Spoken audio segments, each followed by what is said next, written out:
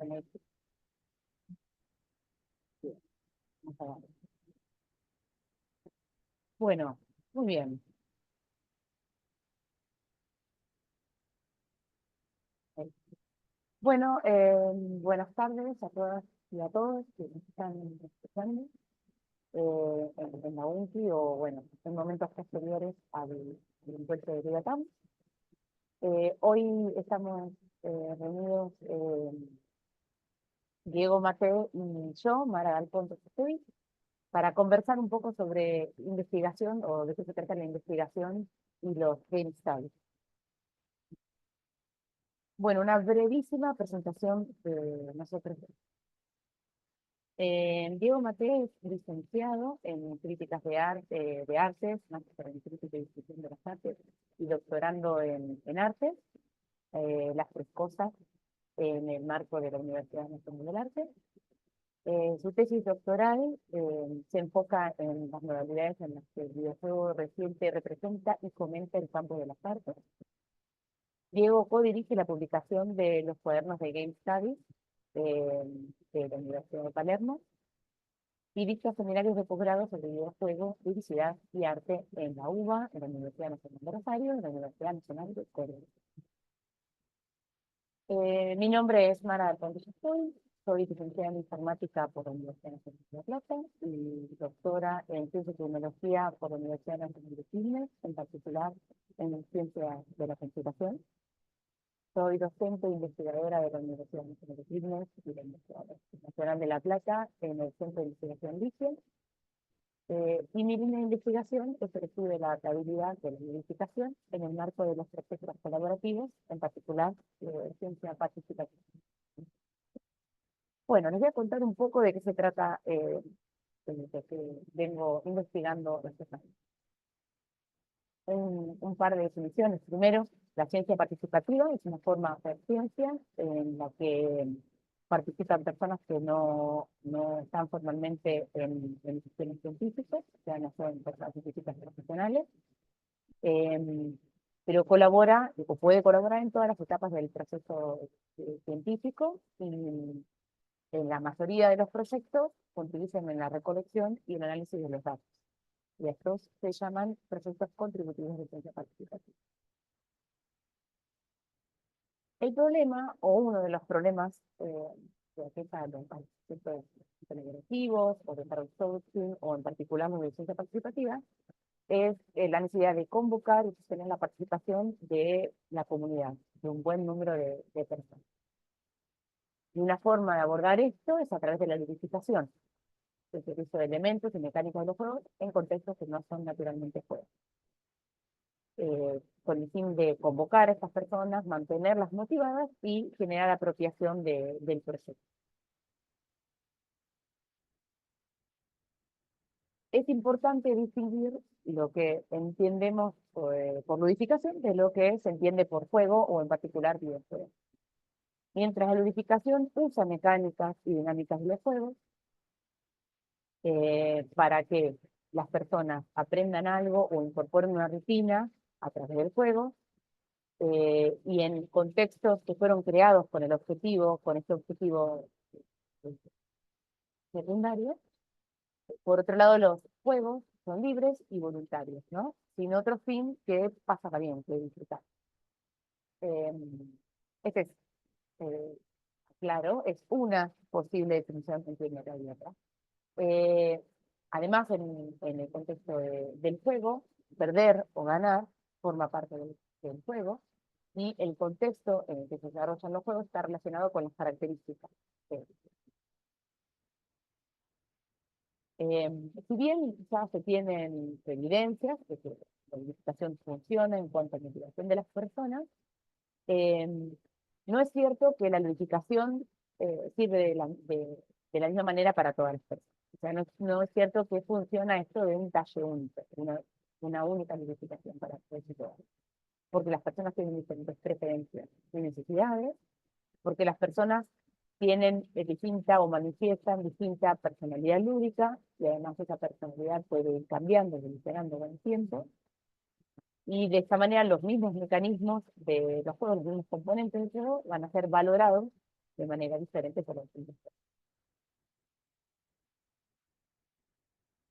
Entonces, una forma de abordar esta limitación, la modificación, es mediante su adaptación, entendiendo la adaptación como los cambios en las mecánicas del sistema y la representación de la información, que son visibles a través del comportamiento del sistema y que se ajustan a las necesidades y preferencias o deseos de las personas, con el fin de optimizar la interacción entre las personas del sistema. En particular, adaptar la ludificación es ajustar los elementos del juego considerando el objetivo colaborativo, recordemos que yo lo planteo en términos de proyectos colaborativos, de ciencia participativa, también considerando las características de las tareas del proyecto y también, por supuesto, considerando las preferencias de las personas y su comportamiento en relación a las actividades que hacen en el proyecto.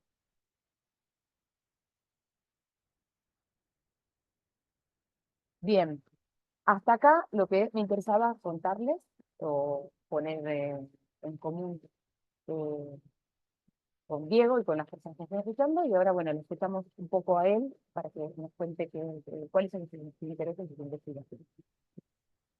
Buenísimo, Mara, gracias. Ahí comparto. Dame un segundo. Sí.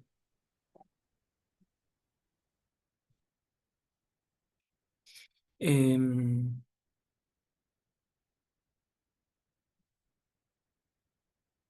ya estoy, ya estoy. Bueno, ¿qué tal? ¿Cómo están? Un poco lo que pensamos con Mara fue esto, ¿no? Que ella trabaje con su investigación, presentando un poco lo que había hecho. Y yo había pensado algo un poco más global, más general, que tenía como una voluntad de tutorial, ¿no? Aunque vamos a verlo muy rápido. Pero bueno, tutoriales también hay algunos que son muy breves, así que lo que está, una cosa que encontramos con la gente que estamos ahora investigando videojuegos en espacios como la red de Game Studies, que está afincada, por ejemplo, en ADVA, es que hay mucha gente que quiere como empezar a investigar videojuegos y no sabe bien por dónde empezar. Digo, no sabe bien cómo recordar un objeto de estudio, cómo diseñar un marco teórico. Y un poco para hacer un punteo muy, muy veloz, yo pensé en algunos ítems que por ahí ayudan a tener una especie de mapa muy general, muy global, como por dónde podría llegar a trazarse una investigación en videojuego. Y ahí lo primero que me gusta como pensar como diferencia es diferenciar qué es un campo de estudio, qué es una perspectiva. De un campo de estudios, voy a ir un poco más rápido, no voy a leer todo, ¿no? Pero el campo de estudios es algún tipo de conglomerado de fenómenos, de objetos de estudio, que no tienen necesariamente una perspectiva propia, mientras que una perspectiva, una disciplina, un marco teórico, podemos llamarlo de diferente manera, ya implica una visión del mundo, una visión de los objetos que se estudian, algún tipo de metodología, ¿no? Y a su vez la posibilidad de articularse siempre con otras perspectivas y disciplinas.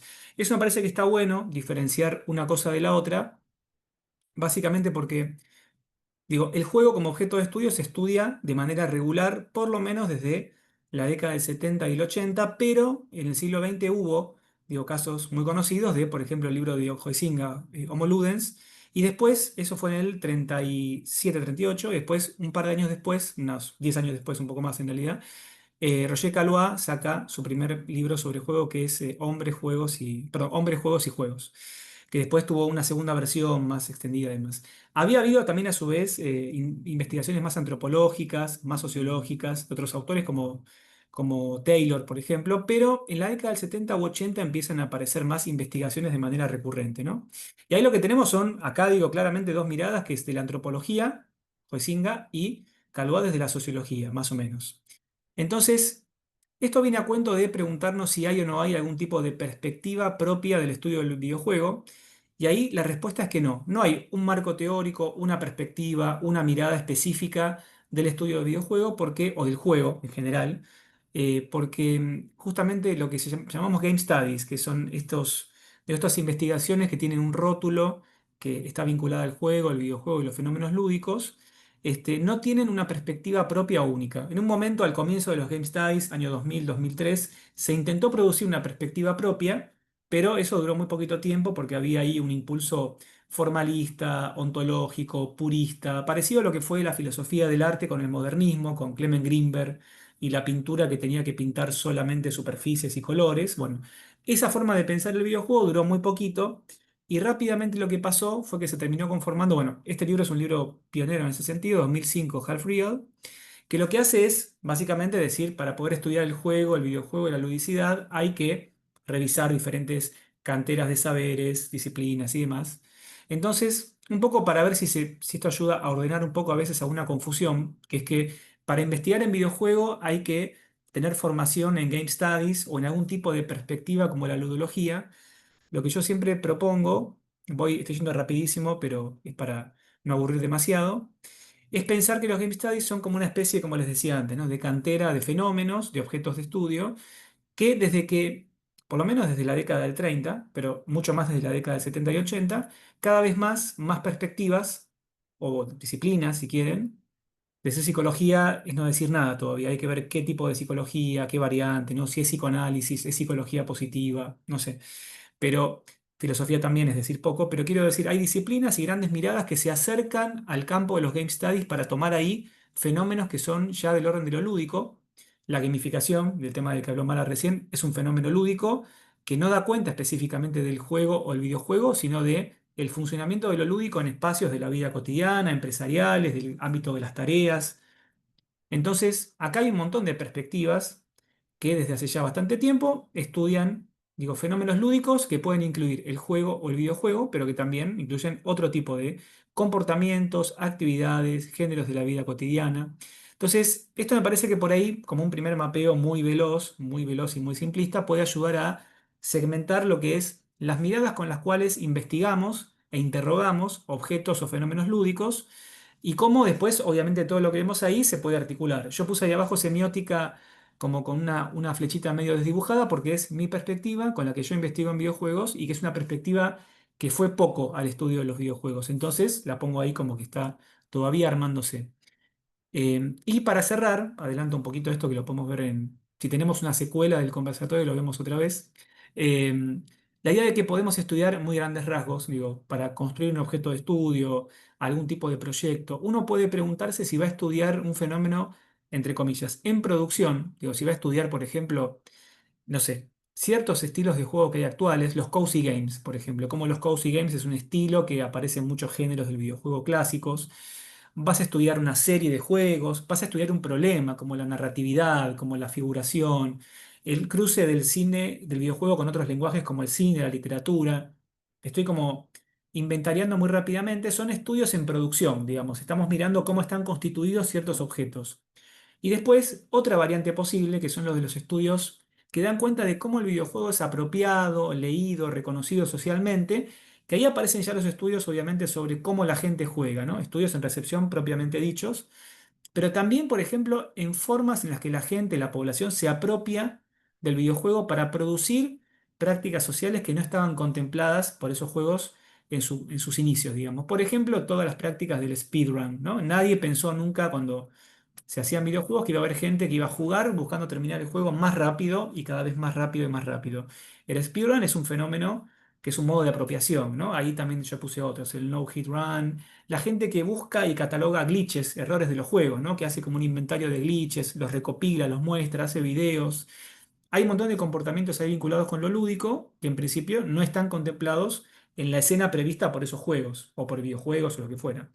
Entonces, bueno, nada, para cerrar muy velozmente, digamos, que podemos pensar en los game studies como que un lugar donde se reúnen fenómenos lúdicos, objetos lúdicos, que exceden, como decía Mara claramente, exceden al juego, al videojuego. Eso incluye juegos de mesa, incluye deportes, pero también prácticas sociales que están gobernadas de una u otra forma por la ludicidad, por la gamificación. Y después también, digo, también ahí lo que aparece son los modos de apropiación, usos desviantes, entre comillas, ¿no? Con las que la sociedad también se apropia de los juegos, los videojuegos, y hace cosas con eso. Eh, Así que bueno, no abrumemos ni aburramos, seamos dinámicos. Buenísimo, gracias, Diego. Uy, cuántas cosas. Sí, es cierto, a mí también me pasó cuando eh, estuve metiéndome en algunos temas relacionados con motivación que me iba salía muchísimo de mi campo disciplinar, que es la educación, ¿no? Pero es importante entender que la construcción o el desarrollo de los juegos en general eh, es, es algo bien interdisciplinario, ¿no? Esto desde ya. Pero, bueno, una pregunta que me surge de cómo planteás vos esta brevísima exposición que hiciste es si uno quiere empezar a estudiar eh, los juegos, los videojuegos, ¿no? Mm. Bueno, entonces yo te pregunto a vos, ¿por qué una persona le interesa estudiar los videojuegos? O sea, ¿a qué se dedica esa persona o qué interés tiene para estudiar los videojuegos? Está buenísimo. Mira, en esta red que comentábamos antes, la red de ADVA de Game Studies, que de paso promocionamos por si alguien se interesa por esto, hay gente que estudia, porque charlamos, el chat invita mucho a eso, que estudia videojuegos por un montón, un abanico de razones insondable, imposible de resumir. Hay mucho interés por lo que hacen los jugadores cuando juegan, ¿no? La gente que juega, ¿qué hace en recepción? Eso hay mucho interés, mucha gente haciendo o planificando investigaciones cuantitativas y después, digo, tenés como gente que tiene una mirada más disciplinar, o sea, más de gente que tiene preguntas que van desde la filosofía, desde la sociología. Bueno, también hay mucho digo, de gente que está formada en psicoanálisis en esa red. Y por ejemplo, a mí, digo, no sé si respondo exactamente la pregunta con eso, pero me interesa mucho el tema de cómo funciona la producción de sentido, que es una pregunta muy de la semiótica. O sea, no es interpretar y descubrir qué hay en los juegos, sino cómo los juegos producen sentido para todo el mundo.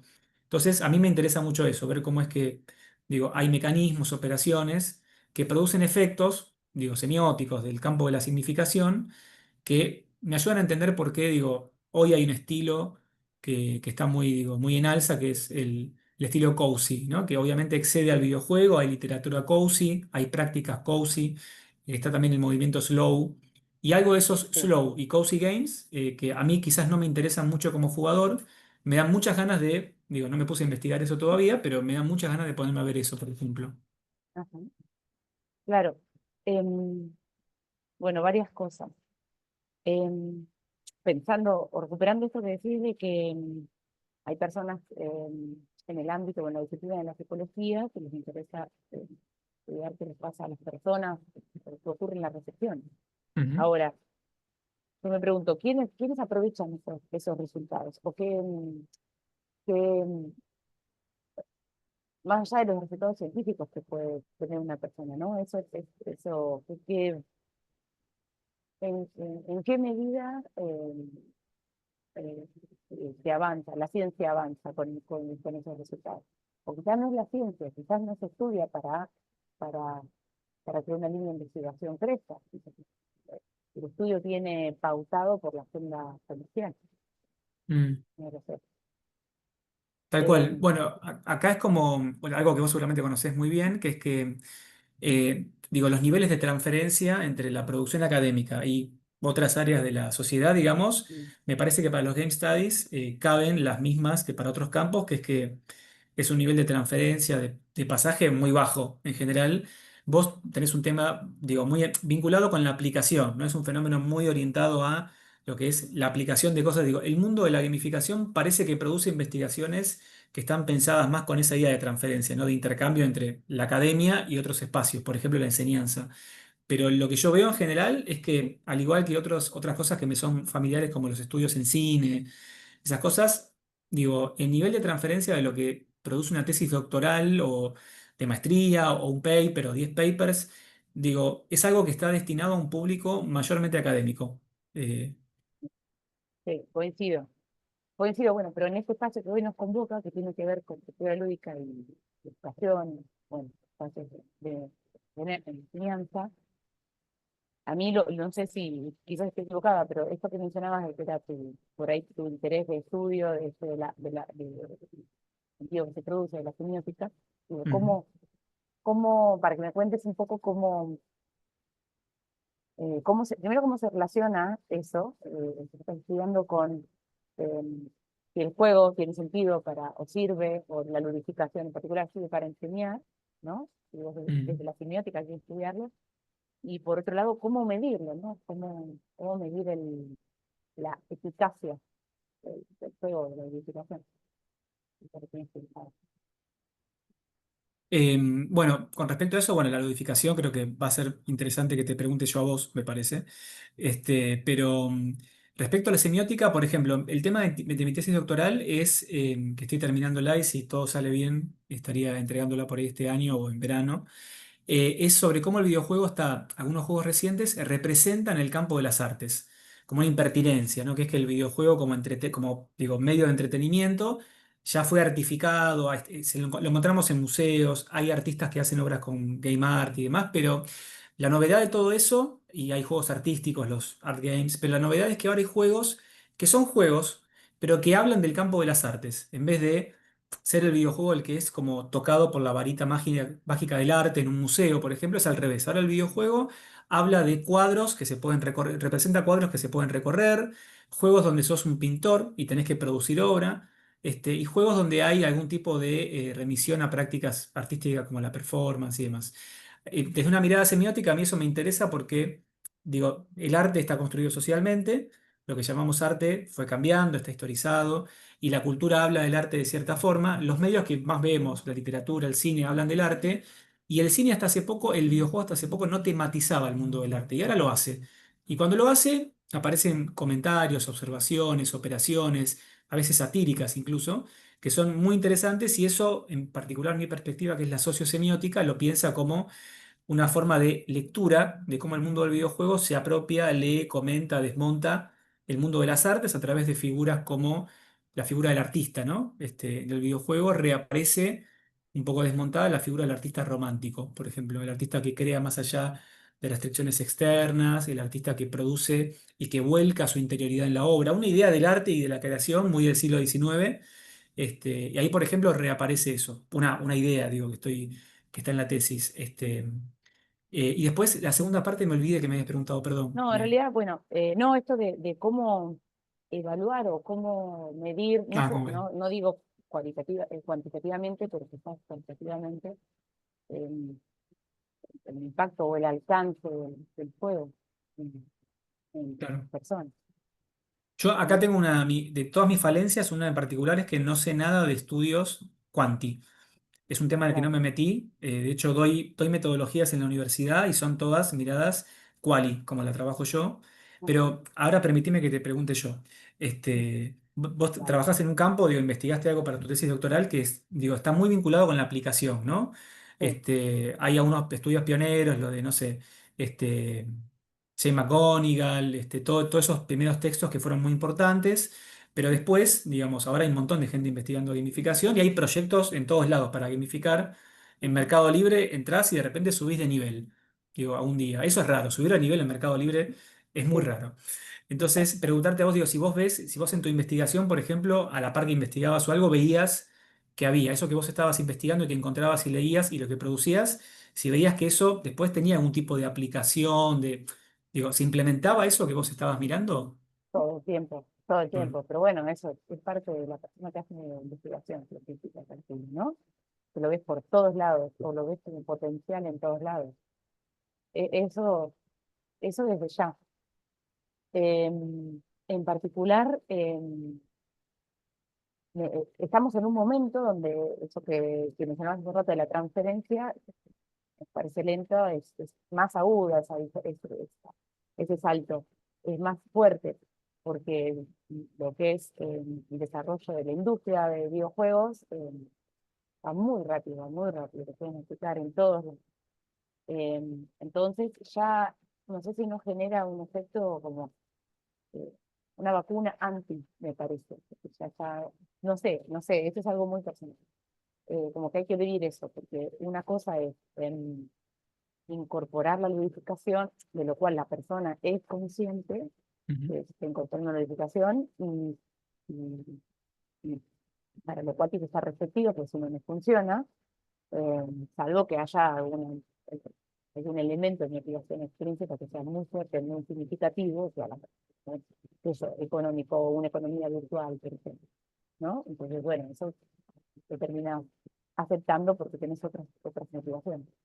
Pero Eh, en particular yo estuve investigando en cuanto a evaluación del impacto de las verificaciones. Es interesante porque las verificaciones, así como los videojuegos, eh, tienen este doble rol, esta doble cara de lo que tiene que ver con, por un lado, es un software, que tiene una funcionalidad, y por otro lado, es un elemento artístico que se quiere o para lo cual hay que medir eh,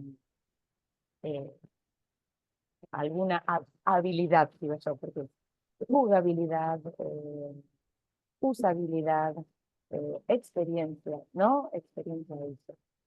Entonces, esas cosas se están construyendo en estos últimos años, ¿no? Porque por eso digo, lo duro de la historia de esta tecnología, que tiene por tantos años, ¿no? Vos recién mencionabas algunos estudios de 2005 y es de acá, de ahí, de pionero, ¿no? Para acá, porque rápidamente las cosas quedan violetas y despegadas. Por eso. Entonces, eh, eso es, tiene ansiedad, básicamente, las personas que hacemos investigación. Pero bueno, entonces, se están construyendo, están pensando las formas de evaluar esto. Desde lo cualitativo, que evalúa la experiencia de,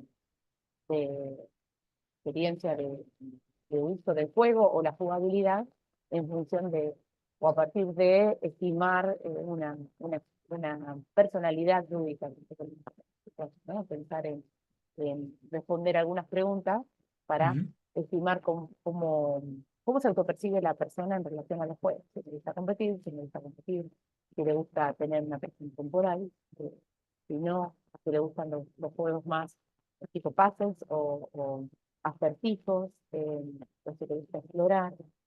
Y para eso también no tienen muchos años, aunque bueno, el primer abordaje por el 70, el GATI, que especifica a las personas que hacen el juego, Ujú. eh, como primer arquetipo, digamos, primera clasificación, después van surgiendo otros. Y ahora se entiende que eso no es tan estanco, sino que eso puede ir cambiando.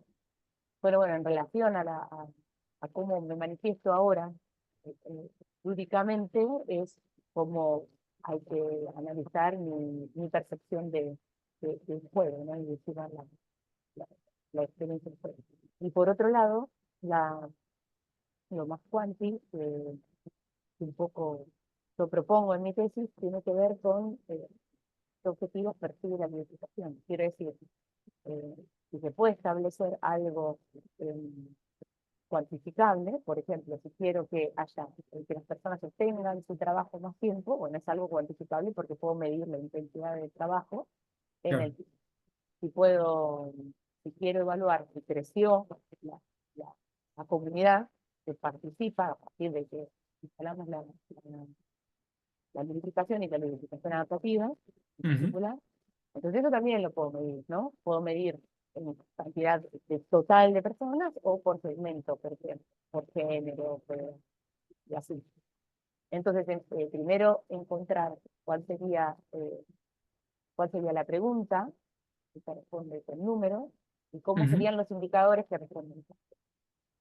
Claro. Ahí está bueno porque en lo último que decías estabas detallando metodologías de trabajo, ¿no? De análisis, de medición. Yo me pongo en la cabeza de alguien que está escuchando, nos está escuchando ahora, que va a ser una multitud seguramente, y pensaba, por ejemplo, la gamificación es un tema que está muy, digo, en la conversación hace ya bastante tiempo, y por ahí alguien que está empezando, le interesa el tema o investiga y te escucha y por ahí se pregunta, por ejemplo, ¿por qué decís? Que esto, digo, yo lo recompongo de varias lecturas, y hay textos que lo plantean directamente así entre un término u otro, pero alguien puede preguntarse por qué decís ludificación y no haces mención a gamificación, por ejemplo. Para pensar, además de lo metodológico que explicabas recién, algo de la teoría, ¿no? Porque evidentemente son como dos formas de nombrar, quizás, que construyen el fenómeno distinto, ¿no? Yo personalmente lo entiendo como, yo uso los dos términos intercambiablemente, ¿eh? Ah, ok, No quise hacer una distinción. perfecto. En realidad, a veces en algunos escritos uso gamification, en realidad, se puede encontrar el trabajo en las distintas búsquedas. Eso en realidad, como palabra clave. Pero no queda difícil. Pero lo que sí se distingue, bueno, esto seguramente vos también lo has encontrado, lo podés explicar mejor que yo, la ludificación de los juegos serios, ¿no? Claro, Es, eh, que son juegos completos, no es una capa, digamos, una forma de simplificar la idea de ludificación, es un dispositivo que funciona en la tecnología y le aplica una capa de ludificación. Bueno, el juego, juego serio es algo que se piensa desde cero como un juego, pero se piensa para perseguir ciertos fines.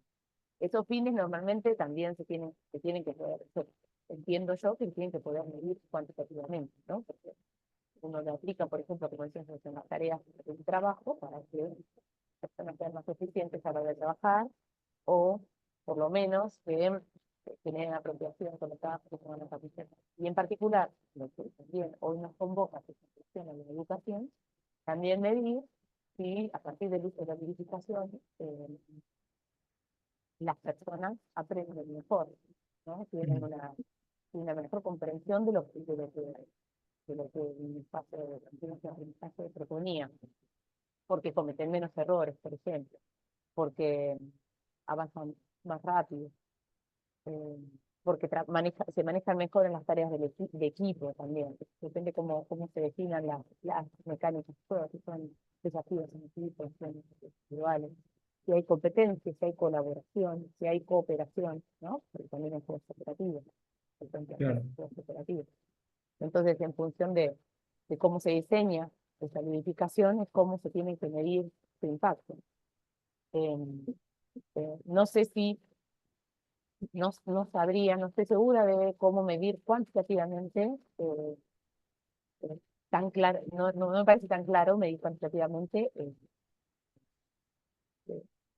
la percepción, ¿no? Como decimos, la recepción de un juego, mm, ¿no? En, claro, en, en comparación con la identificación. claro, claro. Es un fenómeno que también digo, siguiendo este esquema muy arbitrario, caprichoso de en producción o en, como digamos, en recepción, Ujú. hay algo muy interesante de la gamificación, ludificación, que es cierto, digo, la diferencia es como decís vos, y lo que yo encontré también es que hay mucha gente ahora, estudios muy críticos, que le pegan al término gamificación porque dicen que gamificación es algo más empresarial, más de búsqueda de rendimiento en el desempeño de los empleados, más capitalista. Y Claro, ludificación trae el mundo del juego más allá de la utilidad o de la búsqueda de rendimiento, por ejemplo. Yo lo uso también indistintamente, tal cual.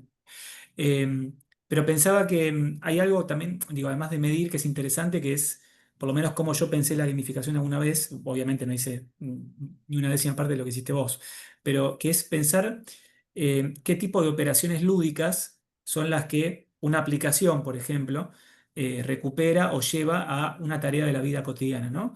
Aplicaciones como Habitica, por ejemplo, que es una agenda, ¿no? Y que ludifica el llevar una agenda con tareas, ¿no? Tareas de largo plazo, corto plazo, que aparecen pensadas como quest y que ujú, trae el mundo del juego de rol, el mundo del fantasy, con guerreros, hechiceros, dragones.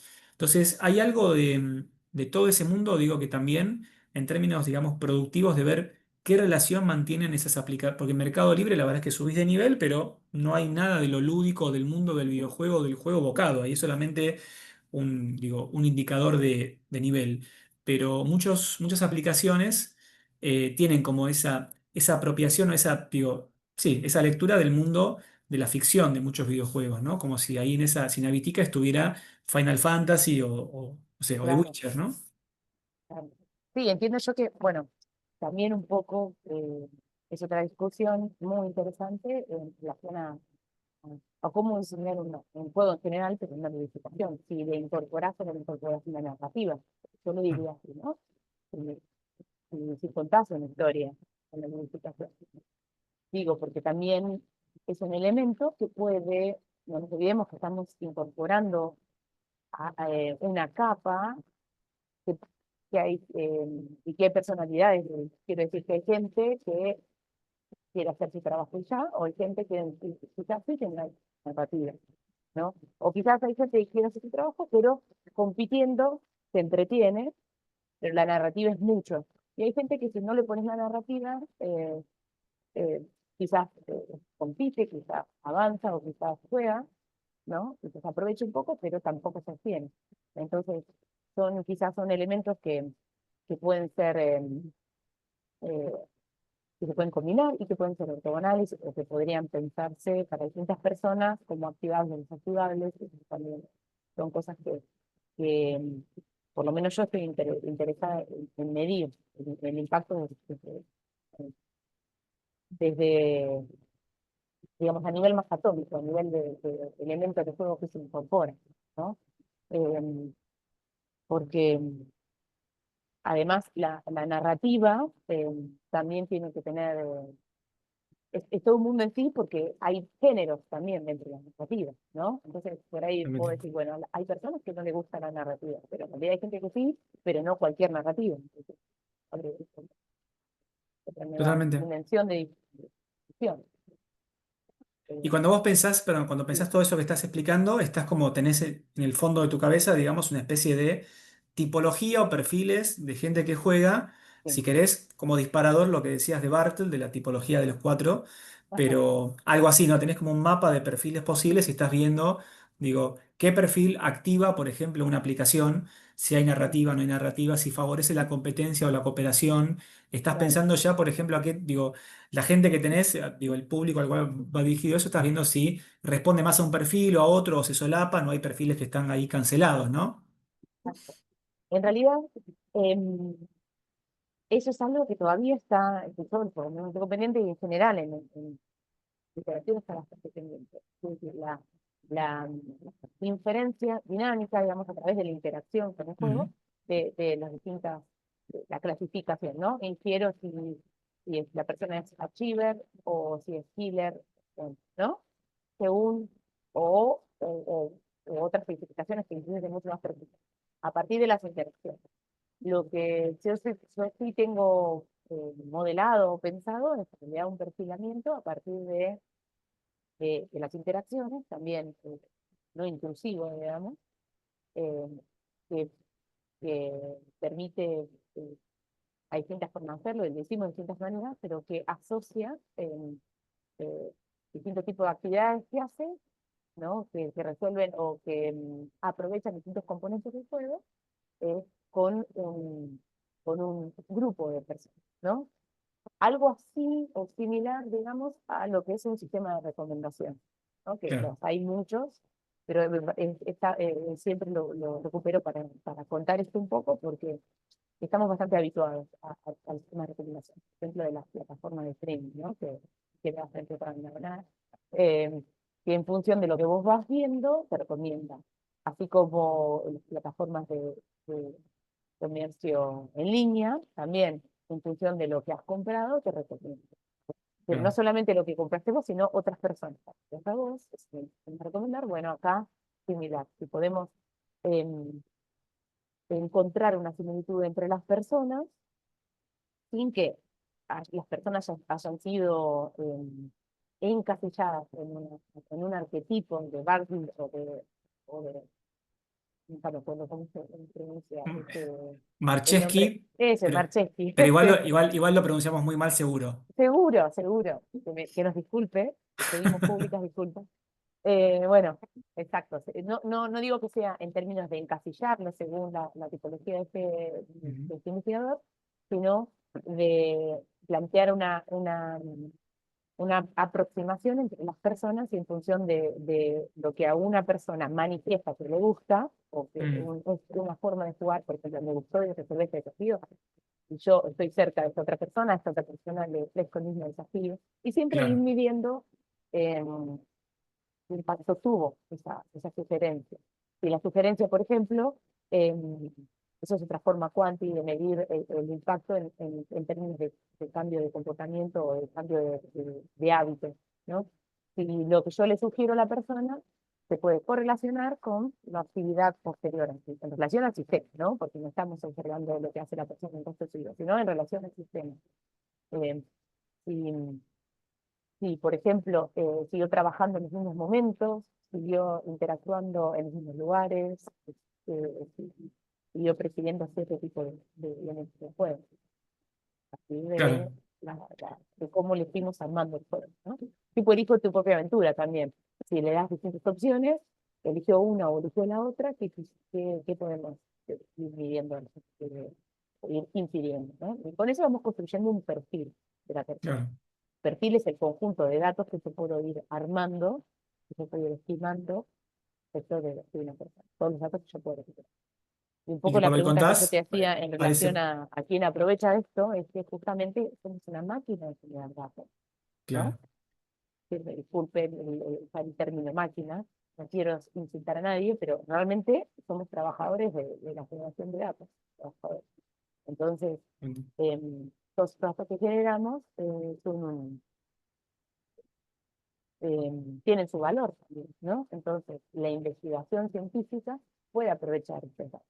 Entonces, también la discusión va para el lado de si podemos hacer que estos datos sean abiertos, ¿no? Tratar de hacer, para mí es algo que tenemos que hacer que los datos sean abiertos en pos de una ciencia abierta también, ¿no? Que podamos Sí, sí, compartir sí. esto para que cuando haya nuevas hipótesis o nuevas preguntas de investigación que responder, haya datos a partir de los cuales las personas puedan probar y no tengan que depender de un conjunto de personas que quieran eh, compartir su tiempo para probar una hipótesis. Igualmente No, no, vamos a tal cual, tal necesitar la cual. colaboración de la gente, siempre. Pero bueno, Pero está bien lo que decís porque hay algo de todo eso que la ciencia es acumulativo, bueno, es exponencial. Y en general hay espacios que son de libre acceso. Digo, casi todas las universidades tienen repositorios de tesis, digo, que son sí, abiertos, no todas, pero creo que la mayoría. Los sí, papers, digo, muchas publicaciones son de libre acceso, pero no todas. Digo, entonces ahí, bueno, eso que decías estaba, digo, venía, me parece que era una buena forma de pensar como el cierre un poco mm, de este primer, encuentro, conversatorio o como acordamos antes, tutorial para sí, quien sí, quiera empezar a pensar. Digo, no le va a servir para hacer una investigación esto que hicimos hoy, pero puede sí, ayudar por ahí a ir como imaginando un corpus, una pregunta, un marco teórico.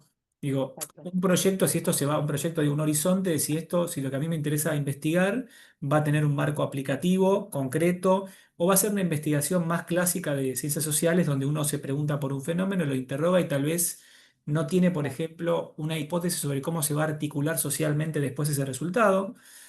Por ahí creo que en todo lo que charlamos, por ahí creo que se dibujan como perfiles, caminos, ideas, ¿no? sí, sí. Y todas son, para mí, líneas de investigación, de nuevo, interdisciplinarias, lo que tiene que ver con juegos y verificación, seguramente, Totalmente. ¿no? Pero bueno, bueno, por mí no tengo más preguntas, pero seguramente se va a crear, como decimos nosotros, ahí un background. Eh, Yo tengo, pero me las guardo para la próxima. claro, tal cual. Que despierte nuevas, uno encuentra preguntas para nuevos tiempos. Así que bueno, gracias Diego, gracias a la gente de la organización, a Juli, Julieta Lombardelli, Leonardo Marina, bueno, y la Universidad de Quilmes, por darnos este espacio. Y póngannos en contacto con aquellas personas que sienten que esto que escucharon hoy les resuena y tengan ganas de unirse a algún espacio de investigación, alguna iniciativa. Bueno, Mara, gracias. Yo también me despido. Gracias a vos, gracias a Julieta, a la UNC y a Ludatam, y esperemos que sea el comienzo de un evento, una edición interesante todo esto. Así sea. Bueno, muchas gracias Diego. Voy a cortar la próxima.